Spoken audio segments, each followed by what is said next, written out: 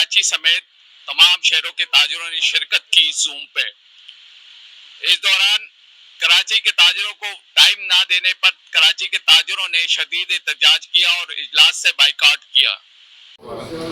इस वक्त कराची की तमाम ताजिर बिरादरी एहतजाजन RTO 1 RTO 2 से बाहर निकल रही है, इसलिए कि कोई वैल्यू नहीं दी जा रही कराची के ताजिरों को। हम एहतजाजन जा रहे हैं, पूरे तमाम कराची के ताजिर तंजीमें जितनी भी हैं वो सब यहाँ से बाहर निकल रही हैं। एहतजाजन हम छोड़ के जा रहे हैं इसको। आप लोगों को मुबारक हो। इस सिलसिले में general secretary Jama alliance Khalid Noor साहब ने अपने ख्यालात का इजहार किया। आउज़ुबिल्लाहि मिनश शैतानिर रजीम, बिस्मिल्लाहिर्रहमानिर्रहीम। पहले तो बहुत शुक्रिया आपके चैनल का, बिजनेस वर्ल्ड न्यूज़ का, कि आपने आवाज़ सुनी, ताजिरों की आवाज़ सुनी और वक्तन वक्तन जो भी होते हैं मामला होते हैं आप आते हैं। आज चेयरमैन FBR ने जूम पे मीटिंग बुलाई हुई थी, जिसमें तमाम पूरे पाकिस्तान के ताजिरान मौजूद थे, जिसमें हमारे कमिश्नर यहाँ के डॉक्टर सरमत कुरैशी साहब, RTO 1 RTO 2 ये सब मौजूद थे और तमाम कराची के ताजिर मौजूद थे। तमाम लीडरान, एसोसिएशन, यूनियनें, तमाम मार्केटें, जितनी भी तमाम लोग मौजूद थे, भरपूर तादाद मौजूद थी और जो लोग नहीं थे वो अल्हम्दुलिल्लाह राब्ते में थे। तो आज बार बार कहते रहे, जिसमें बहुत शुक्रिया अदा करूंगा अब्दुर्रहमान भाई का। अब्दुर्रहमान भाई बार बार कहते रहे वॉइस पे कि जी कराची को भी वक्त दें, कराची को भी वक्त दें, कराची को वक्त दें, मगर नहीं सुनी गई उनकी बात। तो एहतजाजन कराची के लिए एहतजाज की है।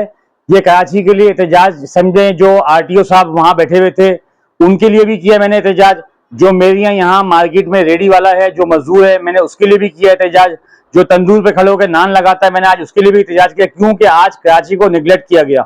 आज मैं आप तमाम ताजिर लीडरान जितने भी हैं कराची के, उन तमाम से कहूंगा कि हम बार बार हर प्रोग्राम में जाके कहते हैं कि कराची 68%, 70%, 80% रेवेन्यू जनरेट करके देता है। तमाम सियासी लीडरान जितने भी हैं हमारे तमाम पार्टियों के कराची के, वो कहते हैं कि जी हम 70%, 80%। अभी बजट की इतनी सारी स्पीचेस सुनी, उसमें सबने ये कहा 70%, 80%। तो खुदारा आप तमाम लोगों से हाथ जोड़ के अपील है, रिक्वेस्ट है कि ये ना कहा करें, ये बड़ा तकलीफ दे अमल है। ये अमल जो है, ये जो आप लोग कहते हैं, ये पूरा पाकिस्तान जो है जैसे आज निगलेक्ट किया है, पूरे पाकिस्तान को तकलीफ होती है हमारे इस अमल से। तो लिहाजा आप लोग ये ना कहा करें। इसी की वजह से हमारे खिलाफ साजिशें की जाती हैं, हमारे खिलाफ टैक्स लागू किए जाते हैं। इतने टैक्स कराची जितना टैक्स देता है, जितने सारे टैक्स देता है, वो तो और शहरों में लागू भी नहीं होते। अभी मुझे एक साहब ने पूरी लिस्ट बना के भेजी, जब मैंने सोशल मीडिया पे चलाया, तकरीबन कोई 35-40 टैक्स ऐसे बताए कि जो सारे हम कराची वाले देते हैं और बहुत सारे शहर ऐसे हैं जो वो टैक्स नहीं देते। अच्छा, उसके बाद दूसरी अफसोस की बात, सबसे बड़ी अफसोस की बात एक मैं आपको ये कहूंगा कि 3 लीडरान के नाम लूंगा, 3 लीडरान के नाम लूंगा, जिसमें एक नईम मीर साहब, दूसरे काशिफ चौधरी साहब, तीसरे अजमल बलोच साहब। इनसे मेरा कोई इख्तिलाफ नहीं है, कहीं ये बुरा मान जाए, इनसे मेरा कोई इख्तिलाफ नहीं है, मगर मुझे इख्तिलाफ अपने कराची के ताजिर लीडरान से, ताजिर भाइयों से है कि आज ये हम दावा तो बहुत करते हैं कि 70%, 80% रेवेन्यू जनरेट करके दे रहे हैं, मगर अफसोस की बात यह है कि आज पूरी कराची के ऊपर, बल्कि पूरे पाकिस्तान के ऊपर ये पंजाब हुक्मरानी कर रहा है। ये तीनों लीडरान जो है ये पंजाब के हैं, जो अपने आप को लीडर कहते हैं। आज हमारे कराची में क्यों ऐसा लीडर मौजूद नहीं है? आज हमारे कराची के ताजिर लीडरान बहुत बड़े बड़े लीडरान हैं, जो अल्हम्दुलिल्लाह अपने कारोबार भी हैं उन सबके, और वो बेहतरीन भरपूर टैक्स भी देते हैं।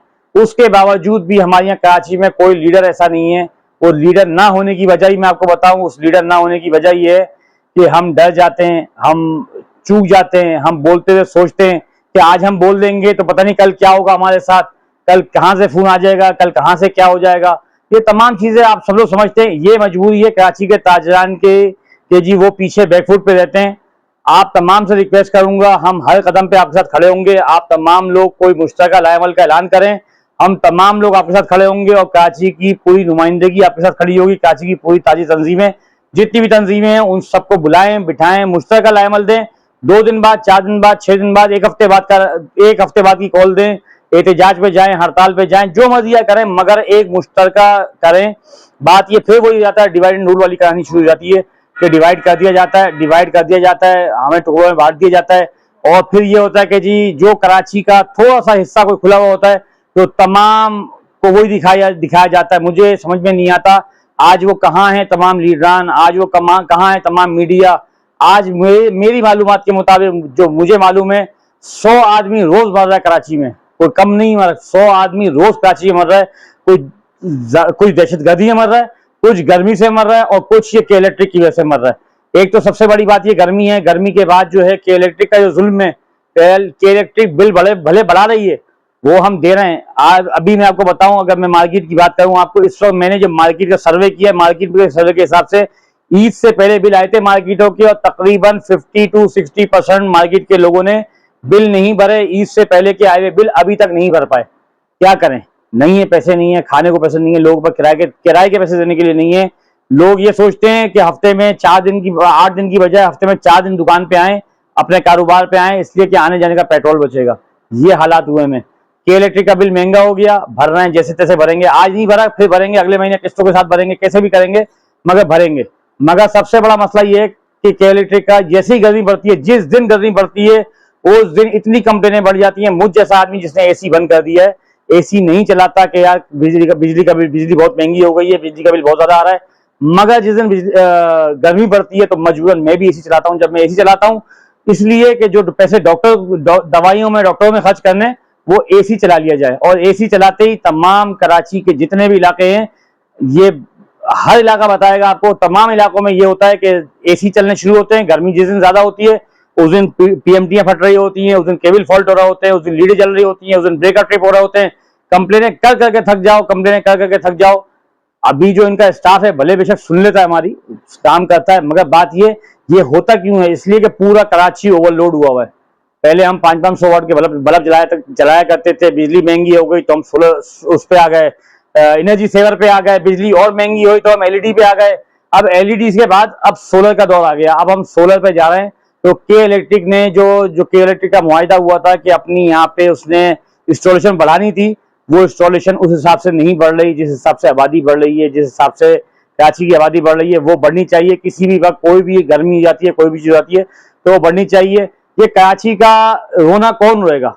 सबसे पहले पानी का मसला, पानी नहीं है कराची में, पानी खरीद के पीना पड़ रहा है। आज का मैं आपको बताऊं, आज 1000 गैलन का टैंकर 5000 रुपए का रेट था, उसने कहा जी आज रात को 12 बजे के बाद मिलेगा, इससे पहले नहीं मिलेगा।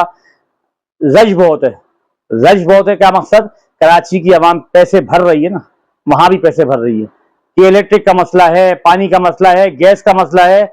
गैस पे हमको बना दिया गया, हमें आदी कर दिया गया, हमें आदी कर दिया गया कि हाँ जी आप ये टाइमिंग है, इस शेड्यूल पे गैस आएगी। पहले घर जाते थे, घर वाले कहते थे जल्दी कर लें, देर से कर लें, गैस जाने वाली है।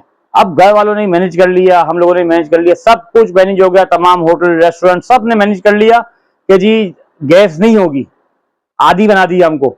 तो कराची के साथ जो जुल्म हो रहे हैं, मैं आप तमाम लोगों से एक दफा फिर दोबारा मोज़बाना गुजारिश करूंगा। आज जो हुआ, आज कराची की जो मीटिंग थी उसका बाइकाट करके हम उठ के आए, एहतजाजन उठ के आए। आज मैं अपने एक एक ताजिर के लिए, एक एक आदमी के लिए, आज जो हम उठ के आए, ये कराची के एक एक आदमी के लिए है आवाज। ये नहीं है इसमें कि कोई लीडर तंजीमें कराची या कोई ताजिर तंजीमें, ये एक जो हमारे यहाँ मशकी में पानी भर के लेके आता है ना, उसके लिए भी आवाज है। इसलिए कि उसके घर की भी बिजली महंगी हो गई है, उसका आटा ही महंगा हो गया, उसकी चीनी महंगी हो गई है, बजट इतना आउट हो गया है। मुझे एक 50, 60, 70 हजार, 80 हजार, 1 लाख रुपए तनख्वाह वाले आदमी की का बजट बना के दिखाएं, जिसके 4 बच्चे हों, 3 बच्चे हों, 2 मियाँ बीवी हों, वालिद या वालदा, बूढ़े वालिद वालदा में से कोई एक हो। आप मुझे 1 लाख रुपए का भी बजट बना के दिखाएं, उसके अंदर रोज का 3 टाइम का खाना, बच्चों की तालीम, दवाई, किताबें, ये सब चीजें उसके अंदर, बिजली के बिल, गैस के बिल, पानी के बिल, तो कोई बोलने वाला नहीं है आपके चैनल के तवज्जुह से। अच्छा, मैं उम्र में बहुत छोटा हूँ, मेरे से बहुत बड़े बड़े ताजिर रहनुमा मौजूद हैं, मगर बात ये कि अल्हम्दुलिल्लाह मेरी 3rd जनरेशन है जो ताजिर सियासत देख रही है। तो मैंने उमर सीलिया के बाद अभी तक कोई ताजिर रहनुमा नहीं देखा, और अल्हम्दुलिल्लाह मुझे ये एजाज हासिल है कि जब उमर सीलिया साहब के दौर में, अल्लाह उनको जन्नत में अच्छा मकाम अदा करे, हमारे लिए अच्छे थे। लोग बहुत सारी बातें करते हैं, किसी के लिए कैसे भी होंगे, हमारे लिए अच्छे थे। जब ताजिरों के लिए वो खड़े हुए थे और जिस वक्त एहतजाज चल रहा था, हड़तालें चल रही थी, तो अल्हम्दुलिल्लाह मुझे शर्फ हासिल है कि मैं गाड़ी चला रहा होता था, वो बराबर में बैठे होते थे, तो मैंने देखा है।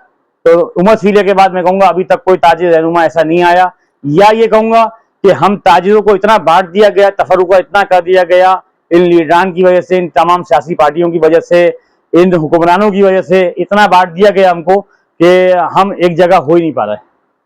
आपके चैनल की तरफ से बहुत शुक्रिया अदा करूंगा।